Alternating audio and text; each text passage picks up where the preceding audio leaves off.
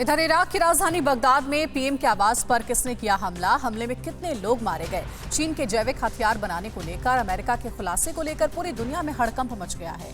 Ukraine की सीमा पर करीब 1 लाख रूसी सैनिकों की तैनाती को लेकर अमेरिका क्यों टेंशन में है, और दक्षिणी अफ्रीकी देश में सिएरा लियोन में बड़े हादसे में 100 से ज्यादा लोगों की मौत हो गई। इन सभी खबरों को देखिए टॉप 9 वर्ल्ड बैटल ग्राउंड में।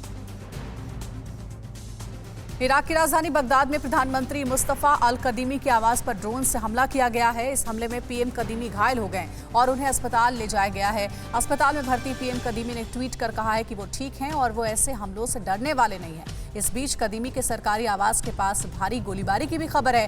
प्रधानमंत्री कदीमी पर हाल ही में इराक में हुए चुनाव में धांधली कराने का आरोप है। इराक में पिछले महीने की 10 तारीख को हुए संसदीय चुनाव में धांधली को लेकर इराक में ईरान समर्थित शिया मुस्लिम लगातार इराक के पीएम मुस्तफा कदीमी के खिलाफ विरोध प्रदर्शन कर रहे हैं। पिछले कुछ दिनों से बगदाद के हाई सिक्योरिटी ग्रीन जोन में ईरान समर्थित शिया मुस्लिम लगातार प्रदर्शन कर रहे हैं। कल हुए विरोध प्रदर्शन के दौरान सुरक्षा बलों के साथ हुई झड़प में 2 प्रदर्शनकारी की मौत भी हो गई थी।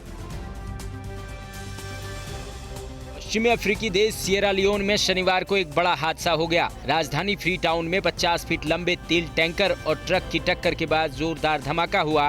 धमाके के बाद लगी आग में 108 लोगों की मौत हो गई, जबकि 100 लोग बुरी तरह झुलस गए। इस हादसे में मरने वालों की संख्या बढ़ सकती है। अमेरिकी रक्षा मुख्यालय पेंटागन ने चीन की खतरनाक साजिश का खुलासा किया है। पेंटागन की रिपोर्ट के मुताबिक चीन बायोलॉजिकल यानी जैविक और रासायनिक हथियारों के दोहरे इस्तेमाल के लिए कई प्रयोग कर रहा है। जैविक हथियारों के निर्माण में जुटा चीन ऐसे हथियारों को लेकर तय अंतर्राष्ट्रीय दिशा निर्देशों का उल्लंघन कर रहा है। पेंटागन की ताजा रिपोर्ट दुनिया की चिंता बढ़ाने वाली है। यूक्रेन की सीमा के पास रूस के 90,000 से ज्यादा सैनिकों की तैनाती को लेकर अमेरिका ने बड़े हमले की आशंका जताई है। अमेरिकी रक्षा अधिकारियों ने कहा है कि रूस बिना चेतावनी के यूक्रेन पर हमला कर सकता है। अमेरिका यूक्रेन की सीमा पर रूसी गतिविधियों पर नजर बनाए हुए है। अमेरिकी राष्ट्रपति जो बाइडेन खुफिया एजेंसी CIA के डायरेक्टर बिल वेंस को रूस से बात करने के लिए इसी हफ्ते मॉस्को भेज सकते हैं।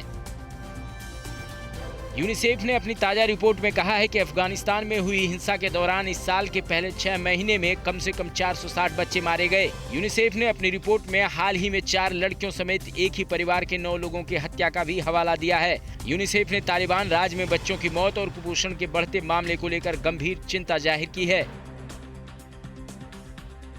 तालिबान राज में अफगानिस्तान में भूखमरी के हालात दिनों दिन गंभीर होते जा रहे हैं। कंधार के मीरवाइस अस्पताल में कुपोषण के शिकार बच्चों की तादाद बढ़ती जा रही है। कई बच्चों के हालात तो काफी ज्यादा गंभीर हैं। अंतर्राष्ट्रीय मदद भी नाकाफी साबित हो रही है। UN के बच्चों से जुड़ी संस्था ने अक्टूबर में आशंका जताई थी तत्काल इलाज में कमी और कुपोषण की वजह से 10 लाख बच्चों की मौत हो सकती है।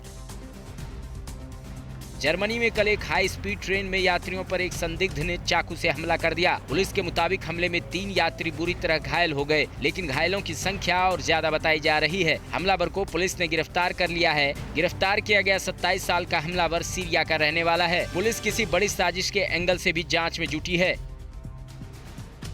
मैक्सिको सिटी के हाईवे पर शनिवार को कई वाहनों की आपस में टक्कर हो गई। इस टक्कर के बाद कई गाड़ियों में आग लग गई, जिसमें कम से कम 15 लोगों की मौत हो गई और कई घायल हो गए। हादसा उस वक्त हुआ जब एक बड़े ट्रक का ड्राइवर चेक पोस्ट के पास ब्रेक नहीं लगा पाया। इस हादसे के बाद कई घंटों तक हाईवे पर लंबा जाम लग गया। अड़ी सोमवार से शुक्रवार शाम 6 बजे सिर्फ TV9 भारतवर्ष पर।